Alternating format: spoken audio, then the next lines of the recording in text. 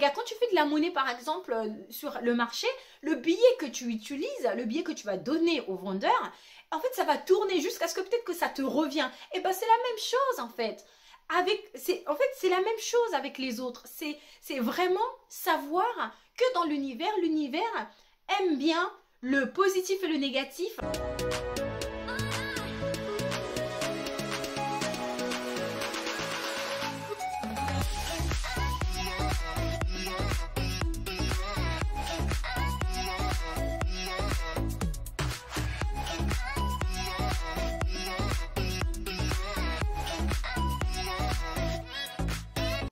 Hello à tout le monde, j'espère que vous allez bien, j'espère que vous êtes en pleine forme. Moi de mon côté ça va, on a un peu de soleil, ça vient, ça part, ça vient, ça part.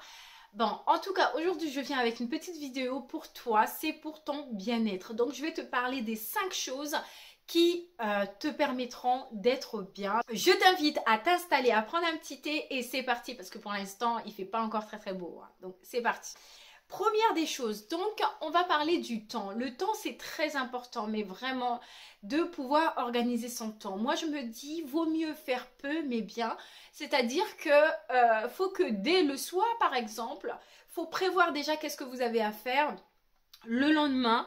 Comme ça, vous savez déjà et le matin quand vous vous réveillez, vous êtes déjà prêt. Votre cerveau, il est prêt et vous êtes déjà conditionné. Vous avez juste à faire votre routine matinale et ensuite à commencer directement à attaquer votre journée. Et ce qui est bien aussi, c'est surtout de pouvoir choisir ce que tu veux faire. Surtout, c'est très important parce que on ne peut pas tout faire, donc il faut faire les choses par peut-être priorité ou autre, mais il faut choisir en fait. Il faut pouvoir se dire, ah tiens, je vais pouvoir faire ça, tiens, je vais faire ça après, tiens, je vais faire ça après, et que le reste, bah ça sera une prochaine fois parce que là, j'aurai pas assez de temps pour tout faire.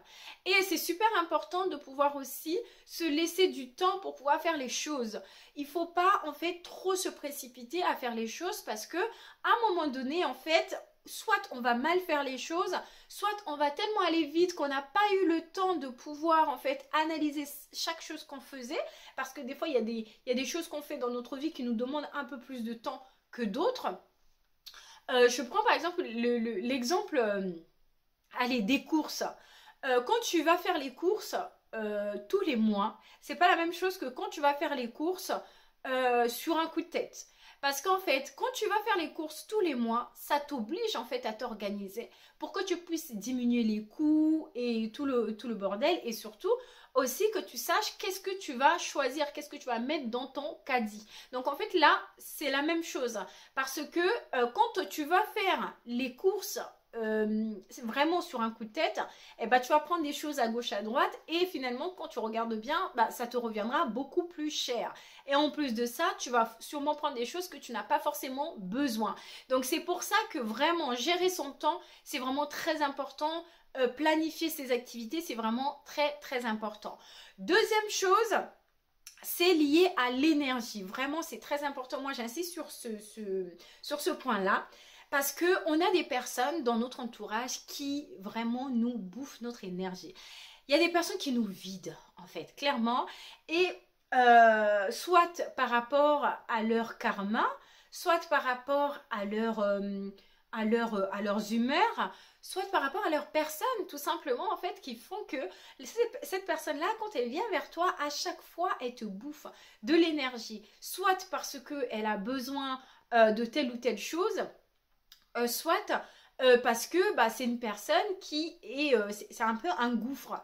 Alors attention, parce que je ne parle pas des amis, je ne parle pas des personnes en fait qui viennent te voir naturellement parce que c'est tes amis en fait et bah, automatiquement bah, t'es là pour eux en fait, quand ils ont besoin de toi t'es là. Mais par contre je parle surtout des personnes en fait qui ne sont pas forcément tes amis ou que tu ne sais pas vraiment où les situer, tu ne sais pas si c'est... Ce qui est sûr, c'est que c'est pas ta famille, mais c'est pas non plus vraiment des amis, mais c'est des personnes en fait qui font partie de ton cercle et que finalement qui viennent te bouffer l'énergie. Alors ça, faut vraiment éviter parce que il y a des personnes en fait, moi j'appelle ça les différentes nourritures. Les différentes nourritures que les personnes nous proposent, c'est soit la nourriture intellectuelle, soit c'est de la nourriture physique, soit c'est de la nourriture émotionnelle, voilà.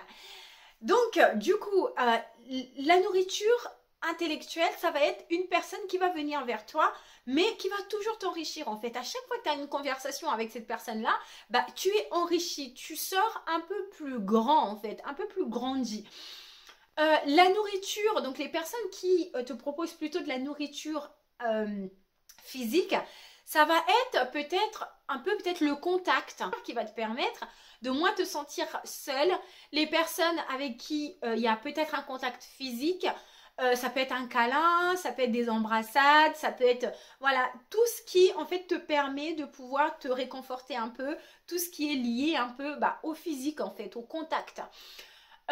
Ensuite, la troisième type de nourriture que je trouve chez les personnes, en tout cas pour pouvoir qualifier les personnes, c'est la nourriture émotionnelle. Donc la nourriture émotionnelle, c'est plutôt en fait les personnes qui vont venir à chaque fois, alors soit venir te nourrir parce que au niveau émotionnel, c'est vrai que ça ne va pas très très fort. Alors ce qui est totalement normal, c'est ta copine, c'est ton ami, donc c'est normal. Mais par contre, il y a des personnes qui viennent vraiment te bouffer ton énergie au niveau émotionnel. C'est-à-dire que, par exemple, je pense aux hommes.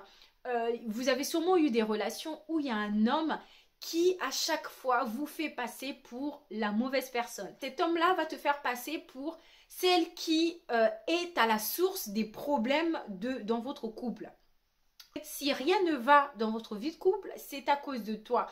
Donc, alors, je ne vais même pas citer les pervers narcissiques ou quoi que ce soit parce que ce n'est pas le sujet, mais vous voyez un peu l'idée. Eh bien, c'est ça en fait, vraiment la nourriture émotionnelle. Parce que ça nous vide en fait. Peu importe le type de nourriture. Quand il y a des gens, en fait, il faut choisir à qui on donne ce type de nourriture parce que ça nous vide, ça nous demande de l'énergie, ça nous demande des efforts, ça nous demande vraiment beaucoup de choses qu'on ne voit pas forcément, qui ne sont pas forcément physiques, mais par contre, on peut ressentir. Je sais pas, mais moi, ça m'est déjà arrivé de sortir, en fait, d'une conversation téléphonique, par exemple, et d'être complètement vidée. Mais vidée, c'est-à-dire au point où... j'ai juste besoin de me poser 5 minutes, comme ça, et de m'occuper l'esprit avec autre chose, et de me dire, bon, c'est bon, tout va bien, tu as fait de ton mieux, tu as fait ça, et puis voilà.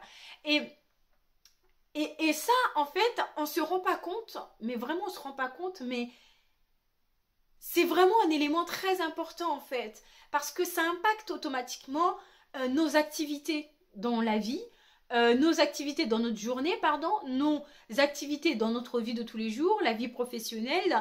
Parce que par exemple, quand vous êtes au travail, des fois, il y a des collègues qui viennent vous parler pour dire de tout et de rien, en fait. Elles n'ont pas grand-chose à dire, mais elles vont quand même venir chercher à vous occuper, en fait, autrement, alors que vous avez sûrement plein d'autres choses à faire. Et en fait, c'est ce type de personnes qu'il faut éviter parce que ça vous ruine la santé au niveau mental et ça vous ralentit votre énergie. Ça ralentit vraiment votre énergie, donc il faut vraiment éviter. Ensuite, on a la troisième chose qui va vous permettre, en tout cas, qui va permettre votre bien-être, c'est surtout de pouvoir être en capacité de faire une rétrospection. C'est-à-dire qu'il faut pouvoir... se poser les bonnes questions, en fait se tourner un peu vers soi à un moment donné, se demander qu'est-ce qu'on aime, qu'est-ce qu'on veut, où on veut aller, quelle direction on veut prendre, quel est vraiment notre appel. Par exemple pour des chrétiens ça va être ça, quel est notre appel, quel est mon appel. Donc du coup ça va te pousser en fait à pouvoir te refermer un peu pour pouvoir te recentrer, parce que faut savoir qu'on est des êtres qui ont besoin, on a vraiment besoin d'être seul des fois par moment. On a besoin d'être seul pour pouvoir apprendre à se connaître et pour pouvoir s'approfondir avec soi-même. Donc c'est pour ça que je parle de rétrospection. C'est-à-dire pour être bien, il faut se connaître. Pour être bien, il faut pouvoir être capable de savoir ce qui est bien pour toi ou ce qui n'est pas bien pour toi. C'est pour ça que ça rejoint un peu aussi l'idée de... il faut pouvoir être capable aussi de pouvoir se féliciter et être fier de soi par moment. Ça fait partie des moments de rétrospection. Tu regardes un peu qu'est-ce que tu as fait dans ta journée, dans ta vie, ou j'en sais rien par rapport à ce que tu veux regarder sur toi, et tu te dis, ok, cette chose-là que j'ai fait, je mérite quand même de me dire, ah oui, c'est bien ce que j'ai fait. C'est vraiment, je me félicite parce que ça n'a pas été simple, parce que j'ai dû me battre, parce que j'ai dû mettre beaucoup d'énergie pour pouvoir faire ça, ça, ça, ça. Donc c'est pour ça que moi je trouve qu'une rétrospection, se poser des questions sur soi, c'est vraiment très important. Et se pouvoir aussi savoir se motiver, c'est vraiment très important. La quatrième chose, ça va être Dieu. Dieu, pour moi, en tout cas, c'est le centre de toute chose. Pour moi, en fait, c'est mon pilier. C'est comme un mentor, en fait, de vie. Celui qui va, en fait, pouvoir m'inspirer dans chaque chose que je fais. Par exemple, YouTube. Dieu m'inspire aussi pour pouvoir faire des vidéos. Je ne fais pas n'importe quel type de vidéo. Je fais des vidéos en fonction de l'inspiration aussi par rapport à mes valeurs. Et donc, c'est pour ça que je dis que Dieu, pour moi, c'est un pilier parce que j'ai une ligne directive. Je sais comment orienter, en fait, mes actions et comment orienter mes objectifs, en fait.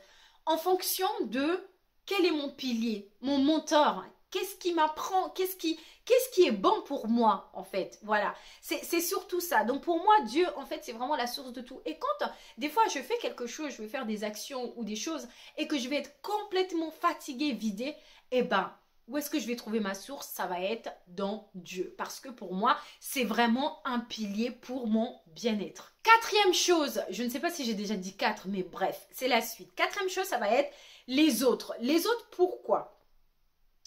Moi, je me dis qu'on nous donne et donc il faut donner aussi. L'univers n'aime pas le vide. Donc, c'est-à-dire que quand tu reçois des choses dans ta vie, quand tu reçois des bénédictions dans ta vie, il faut savoir aussi penser aux autres et penser que tu n'es pas la seule personne à avoir eu besoin de ça. Et que peut-être que quelqu'un d'autre a aussi besoin de la même chose que toi, tu as eu. Et donc, comment tu fais? Tu vois? Comment tu fais et... surtout, il faut que tu puisses le donner aussi à quelqu'un d'autre. Donc, c'est un peu comme si, c'est un peu comme la monnaie, tu vois, le système monétaire. C'est un peu comme quand tu regardes, quand tu fais de la monnaie, par exemple, sur le marché, le billet que tu utilises, le billet que tu vas donner au vendeur, en fait, ça va tourner jusqu'à ce que peut-être que ça te revient. Et ben, c'est la même chose, en fait. En fait, c'est la même chose avec les autres. C'est vraiment savoir que dans l'univers aime bien le positif et le négatif, aime bien combler les deux. Donc, si on te donne, toi, il faut que tu puisses aussi donner à ton tour. C'est vraiment très important. Et ça te permet aussi de pouvoir... C'est aussi une forme de gratification, de te sentir bien, tu vois. C'est-à-dire que quand tu donnes quelque chose... Même si tu t'attends pas, même si la personne ne te dit pas merci, même si la personne n'est pas reconnaissant, au moins toi tu sais que tu as fait une bonne action. Et rien que pour ça déjà, toi-même tu te sens tellement bien. Moi, à chaque fois, franchement, quand je fais une bonne action, je me sens bien parce que je me dis, ah oui, j'ai quand même fait quelque chose aujourd'hui qui va aider telle ou telle personne. J'ai fait quelque chose qui va apporter quelque chose à telle ou telle personne. Et donc, je trouve ça hyper intéressant de pouvoir se tourner vers les autres. Essayer aussi de savoir, de comprendre le besoin des autres. Alors, quand je parle de ça, ce n'est pas pour annuler ce que je disais justement par rapport à l'énergie. Non, c'est plutôt pour dire que il y a des personnes des fois qui viennent nous voir. Ça peut être une personne que tu rencontres comment dans le bus par exemple, dans le train par exemple. Cette personne, tu sais, des fois on rencontre les personnes et tu sens qu'elles ont envie de parler. Tu sens que la personne, elle a envie de pouvoir discuter, elle a envie d'échanger, elle a envie en fait elle a besoin d'avoir un peu d'échange avec toi. Ça, c'est des bonnes actions, tu vois. C'est vraiment des bonnes actions. C'est pas de l'énergie qui est donnée, qui est jetée. C'est vraiment des bonnes actions. Donc, se tourner vers les autres, je trouve ça super nourrissant et pour son bien-être à soi, je trouve que c'est vraiment intéressant. La cinquième chose et la dernière chose pour moi, pour être bien, c'est la vérité. Vraiment, être vrai avec soi-même et être vrai avec les autres. Être vrai tout simplement. Que ce soit dans son travail, que ce soit chez toi, que ce soit avec ton mari, avec tes enfants, il faut être vrai. Parce que lorsque tu es aligné avec toi-même, tu vas voir qu'en fait, ce que tu vas faire, ça va être naturel. Et en plus de ça, ton cœur, il sera en paix. Parce que quand tu fais des choses qui ne sont pas alignées avec toi, qui ne te correspondent pas, et bah en fait tu te sens pas bien à un moment donné. Tu sais, le petit sentiment que tu as, un peu de malaise que tu as quand tu sens que tu fais cette chose là parce que bon, je suis obligée de le faire, tu vois, tu te sens obligée de le faire, alors que tu n'es pas du tout obligée, alors que tu peux très bien te dire et décider, bah non, je le ferai pas, tu vois. Par exemple, je pense, je sais pas pourquoi en ce moment, j'analyse beaucoup cette pensée de critique. C'est-à-dire parce que j'en vois quand même pas mal. Par exemple, au travail, quand tu es au travail et que tu vois un collègue en train de dénigrer un autre collègue en son absence, ou pas d'ailleurs, toi, si tes valeurs à toi, ce n'est pas de critiquer les autres, ce n'est pas de rabaisser les autres, il faut pas que tu le fasses. En fait, c'est pas parce que les autres, ils font ça, que ça veut dire que toi, il faut que tu le fasses. Surtout pas. Surtout pas parce que quand tu vas te retrouver face à toi-même, quand tu vas te retrouver devant ta glace ou même dans ton lit, tout simplement en train de repenser un peu à ta journée, mais pour toi, ça ne sera pas une bonne action. Pour toi, ça sera une source d'angoisse, une source de stress, une source de mal-être parce que tu n'as pas fait ce qu'il fallait faire. Tu vois? Donc, tout ça pour dire quoi? Pour être bien, il faut vraiment plusieurs choses, en fait. Il faut vraiment reconstituer l'essentiel dans ta vie pour être sûr que voilà, que tu te sentes bien et que tu puisses aussi te tourner vers les autres et que tu puisses aussi avoir un mentor dans ta vie. J'espère vraiment que cette vidéo a été enrichissante pour toi. Si ça a été le cas, n'hésite pas à mettre un petit j'aime. Et puis, je te dis à très très bientôt. Je t'embrasse très très fort. Mouah. Je te prends dans mes bras si jamais tu es triste. Et puis, je te dis à très bientôt. Salut!